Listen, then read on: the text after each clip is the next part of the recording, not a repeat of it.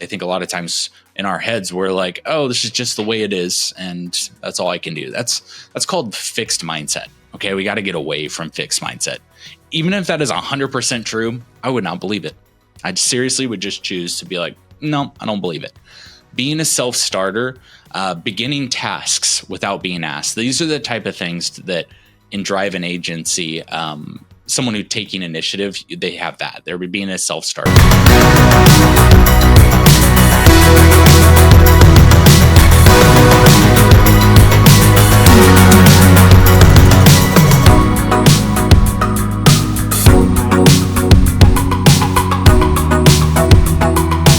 Welcome back to the Culture Base podcast. I'm Dustin. He's Blake. We are the Culture Base. We are in the heart, maybe the neck of this series, the A Culture series. The clavicle. The clavicle. Probably not. Yeah. I don't know if you go from the top down or you go from the bottom up.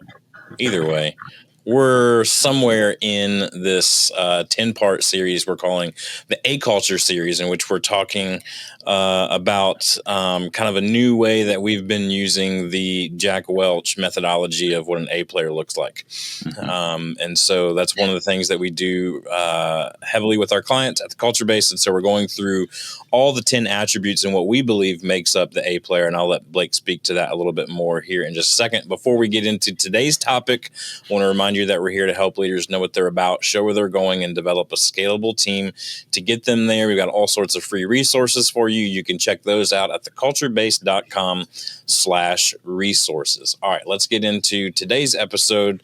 We're going to get into our next subcategory, which Blake's going to break down for us here in a second. But today we're talking taking initiative is the next attribute of an A player that we want to get to. So Blake, why don't you kind of bring us up to speed on just quickly run through the 10 attributes, what these subcategories are, and then kind of introduce today's subcategory that we're really shifting into. Because the last couple of weeks, or the first 3 weeks of this series, we've been in one subcategory of competency, and now we're going to move into another subcategory. So take it away. Yeah, so we've talked about having these 10 different attributes that make up an A player, and those 10 attributes break into almost these themes of what an A player is. So the first one, like Dustin was just saying, is competence. And that was reliability, accountable for, in my opinion, results, and then quality of work. And then we've got what we're going to be starting to dive into today, which is drive and agency. Okay, so A players need competence, and then they need drive and agency. And drive and agency is made up of taking initiative and continuous improvement. And then we have what we call agility, right? So this is how quick or responsive an A player can be, and that's problem solving and adaptability. And then we've got collaboration. So this is where the team aspect comes into play for an A player, and that's teamwork and communication. And the last one, the main category and the subcategory are the same, and that's leadership.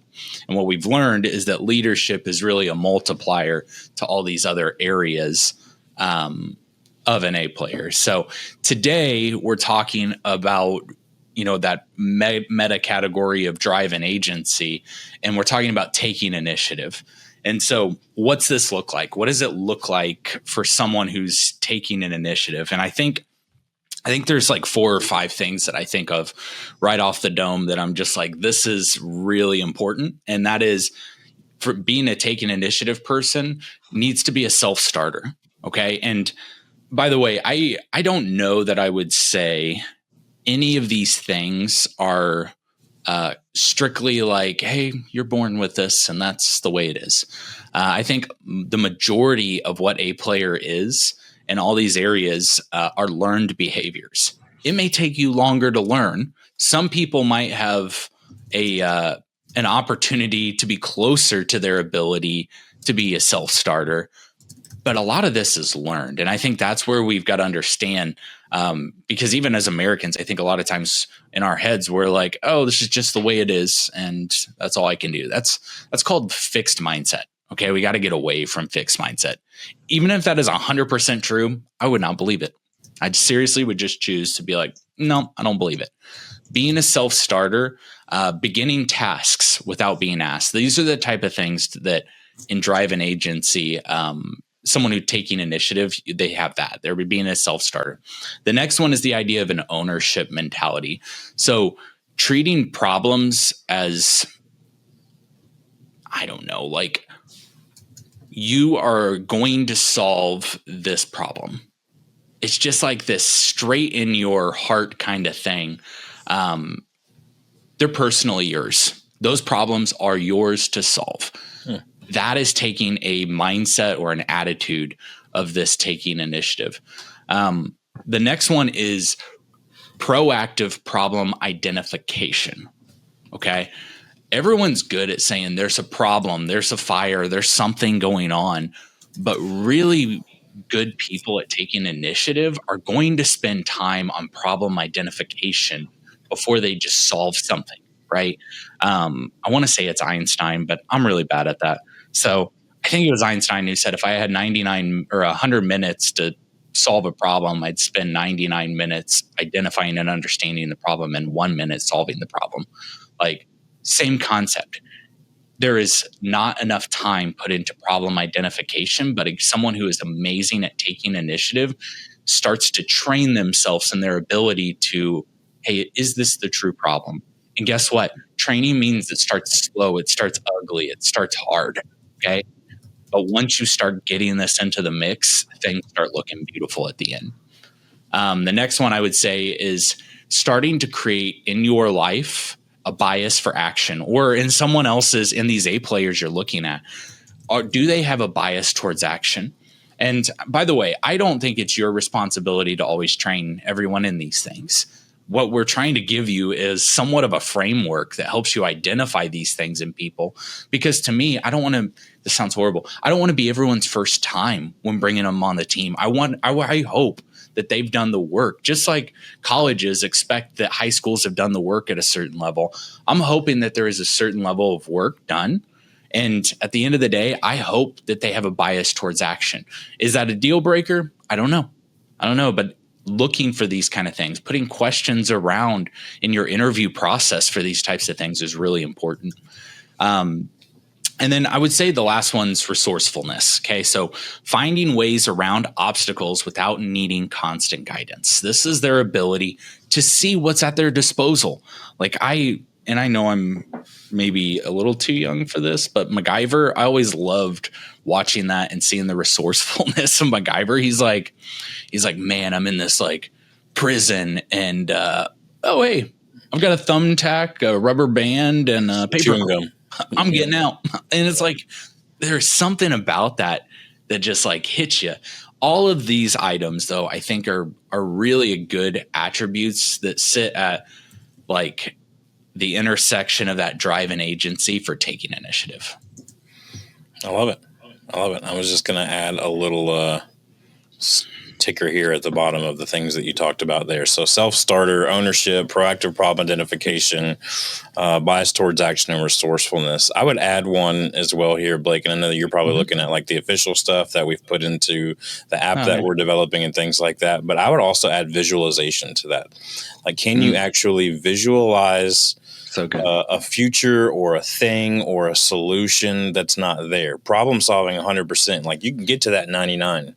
Right. Definitely spend the majority. But if you can't visualize that 1%, if you can't visualize that last minute of what that solution could actually be, then you just get spiraled stuck in problem identification, which we need those people on our team. But I think in order by the sheer nature, and I probably should have like some Latin or Hebrew root of the word of initiative, right? But I think that when I think of the word initiative, even the word itself propels motion. Right. And so I have to be able to visualize where that motion is taking me. Right. It's like, it's one thing to be a self-starter and just go, I'm going to start running. Right. But going, I'm going to run a 5K is visualizing the completion of the action of running. Yeah. Right. So I would say visualization to me, I think is super important as well. I think we've laid out too, Blake, as we talk about, we've used the word proactive here a little bit in the proactive problem identification. All of these things are proactive, right? Self-starter is proactive. Ownership, proactive. Obviously, proactive problem identification is also proactive. A bias towards action is a proactive, right? And resourcefulness, it doesn't happen by accident, right? It's proactive. It's not reactive. And I would say too, visualization is an active, proactive mindset. You're not reacting. You're moving forward with purpose. You're not responding, right? You're going forward with initiative, right? So to me, that's the difference. Like, you could probably spot reactive and proactive kind of a mile away, right? I know for us, when we're onboarding new clients and we're starting to kind of get a lay of the land and we're starting to look at personality profiles and Burke assessments, it really doesn't take a whole lot of time in an interview to figure out, is this person a reactive person or a proactive person? And I almost look at that, Blake, as like, you kind of have to have that as like the top of the funnel to find out if this person is an initiative taker. That up. An initiative taker. That's a thing, right? So at the top of the funnel, then we have to look at it and go, okay, number one, if you're reactive, we're not even taking the trip down this funnel, right? But if you're a proactive person, now we can start going, okay, how are you proactive? Are you a self-starter? Do you have ownership in your ideas and your actions? Are you proactively identifying problems? Are you actually biased towards action, or are you biased towards reaction, right? I'm going to sit back and wait for something to go wrong. Or are you looking for the things that are already wrong to prevent future problems, right? And then resourcefulness, going, look, I've got only but so much time. We only have but so much money. We only have but so much staff. And I'm going to use that to the maximum ability in which I can use it. Yeah. And I'm going to visualize all of those things coming together moving forward. I can see your brain stirring. Yeah. Like, I think with this, a lot of what just kind of like caused my brain to tick into a certain area is understanding that it's like secondary language is the true translator of culture. And what I mean by that is like, or the true translator of anything you're trying to identify. So it's not necessarily like, if you're like, hey, what color is the grass outside? They're like, it's green. And then it's the secondary language that you start picking up on the truth. Okay, yes, they answered the question right, but did you get what they were saying? So when it's like, when you hear reactive, like to me, taking initiative, if someone's like, yeah, I take initiative, it's like, it's really important to me. And then you hear them start saying, well, tell me what you need. So they're waiting for direction. That's not my job. So rigid role boundaries. I did what you asked, like compliance focused and not necessarily initiative focus. Well, why didn't someone tell me? Hey, I'm waiting on this. Like, all of that is secondary language around the main point language, which is telling you about the culture, right? It's telling you, as you excavate, what you want to start hearing in proactive language is, hey, here's what I see coming. Like, how can I contribute to this? Hey, I saw a problem. I addressed it. And you know what? Was I wrong? Okay, I'll learn from that. Like, that's what I want to hear. They're bringing, hey, I'm going here. I ran into a block. I tried these things. It didn't work. Do you have suggestions? Like, golly, that is what every leader is looking for in an A player that they're leading is, hey, I tried this, this, and this. Instead of, you're like, well, I would try this, this, and this. They've already done it. Like, that's what you want in a team member like that. It's going from this idea where your team is looking for permission, and they're going to a place where they're looking and just taking possibility, biased or based thinking. They're just taking possibility and making it happen. I mean, from permission to possibility sounds like our next book. There it is. I just wrote that down.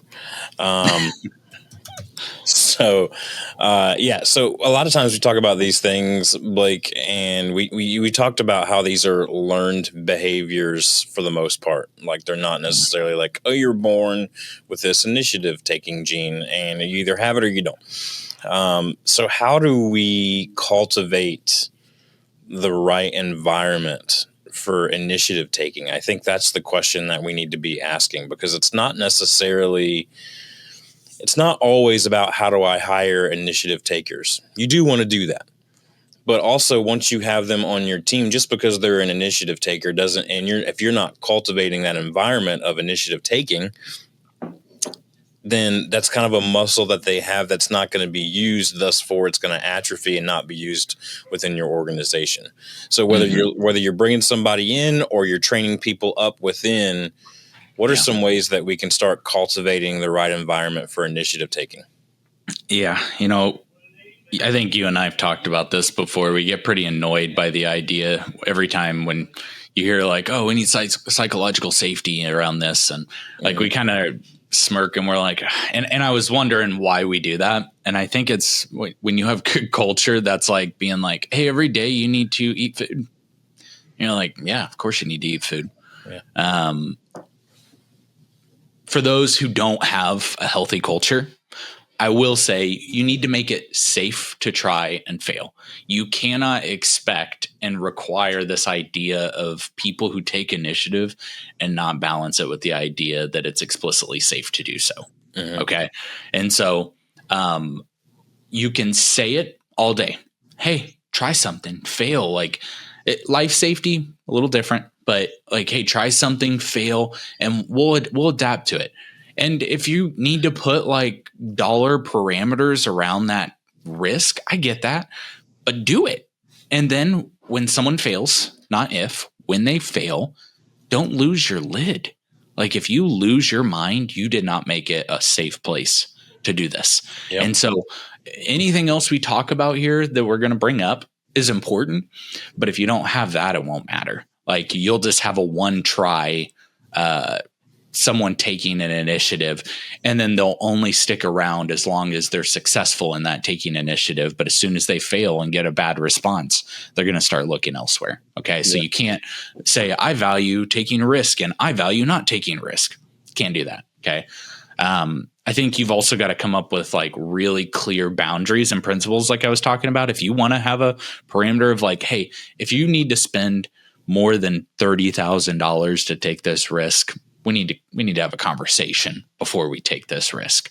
And you can put that dollar number wherever you want.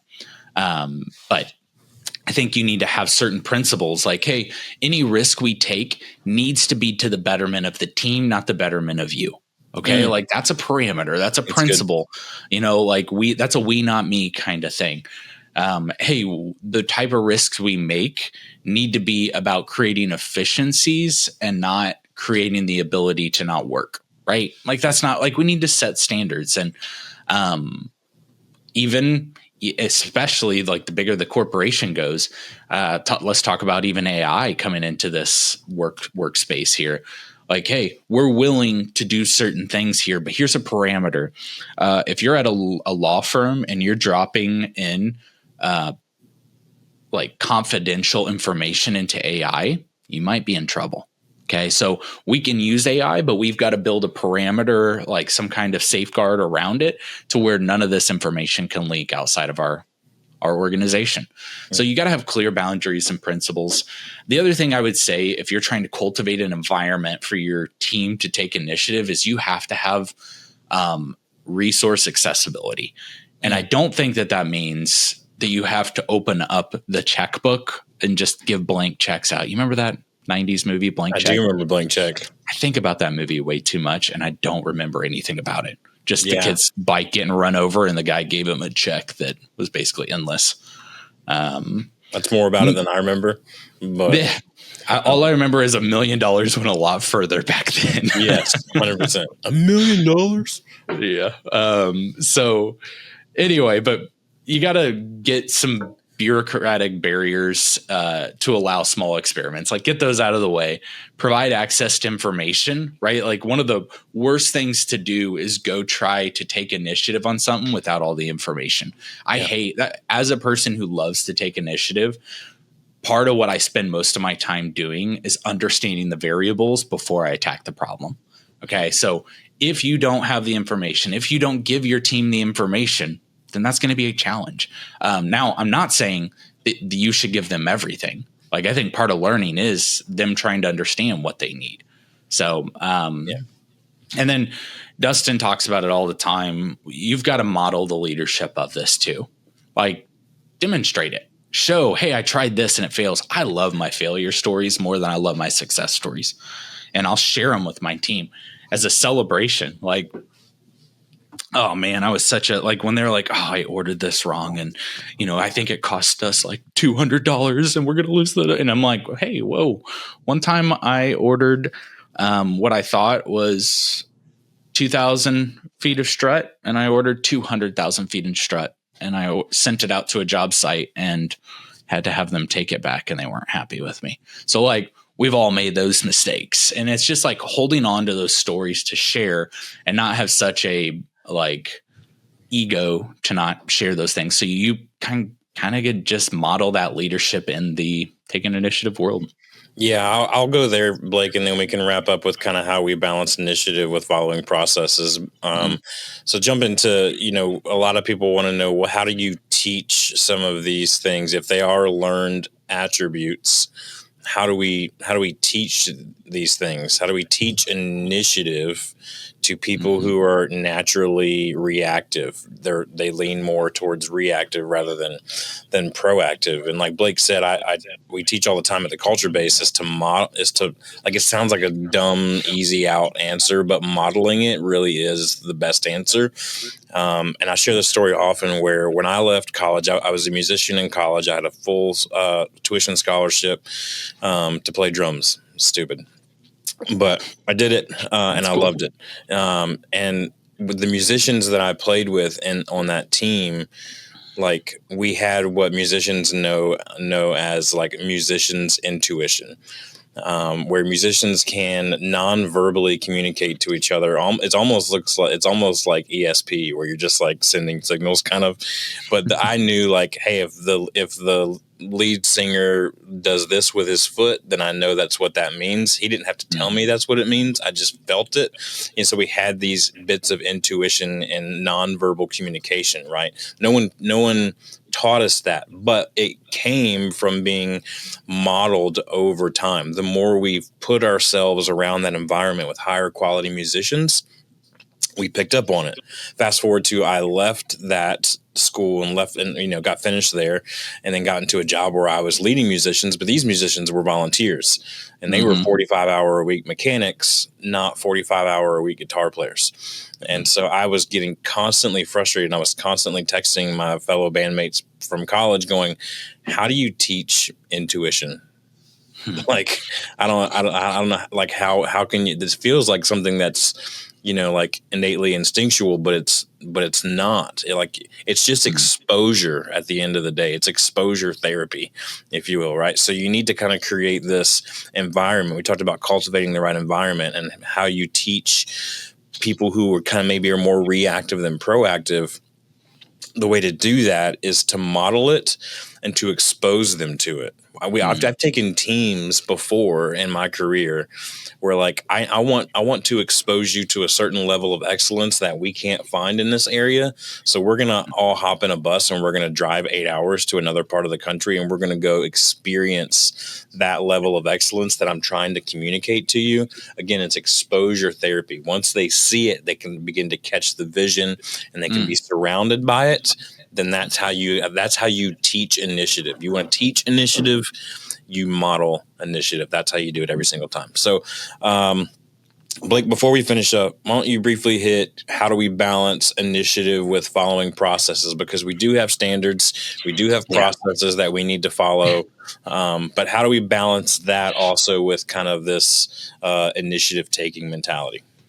Yeah, I don't remember who said this, but like, initiative without discipline creates chaos, but process without initiative creates stagnation.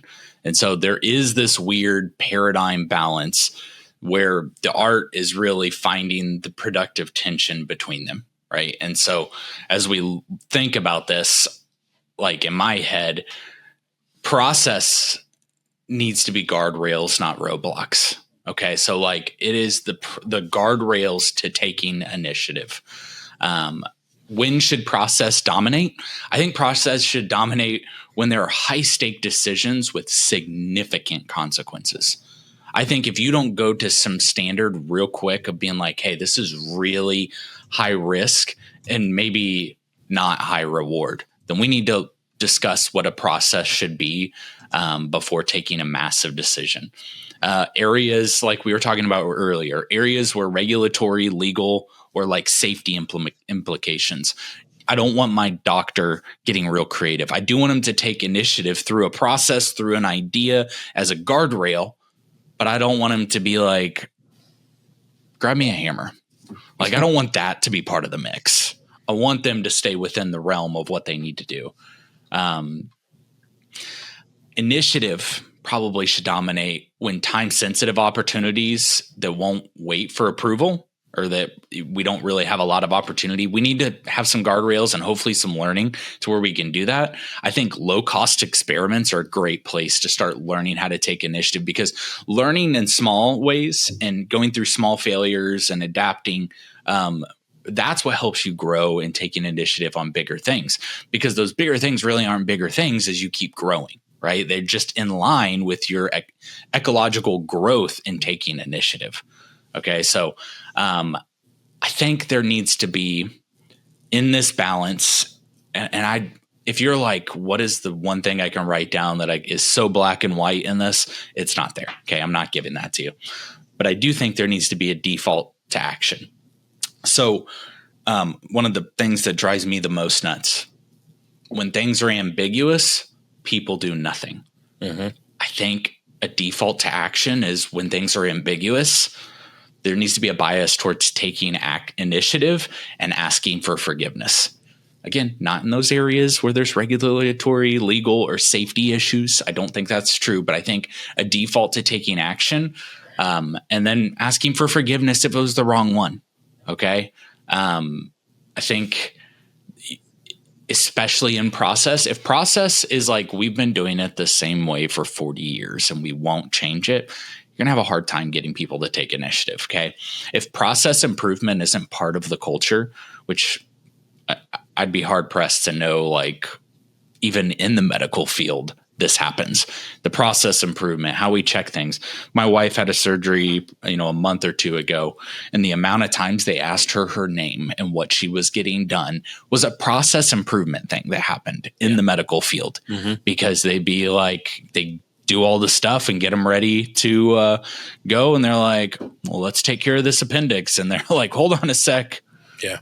I'm just here to get a routine checkup. Like, that's a process improvement thing that has to keep happening and should be a cultural thing. Yeah. So my dad had knee surgery on both of his knees, knee replacement surgery, and they actually handed him a Sharpie and said, I want you to circle the knee in which we're here to do surgery on today. And they had him do it. And he had to draw like a circle around his knee. We're like, that's the one, doc. Again, it's checks and balances. I love it. I love it so much. So, and just recap here, some of the things that we talked about: self-starter, ownership, proactive problem identification, a bias towards action, resourcefulness, and then I added visualization in there as well. I think are good things to be looking for when we're talking about A players that are taking initiative. Next week, we're going to hit the other part of this drive agency category, and we're going to talk about continuous improvement, probably one of my favorite attributes to talk about. Cannot wait to talk with you about that next time on the Culture Based Podcast. Have a great week.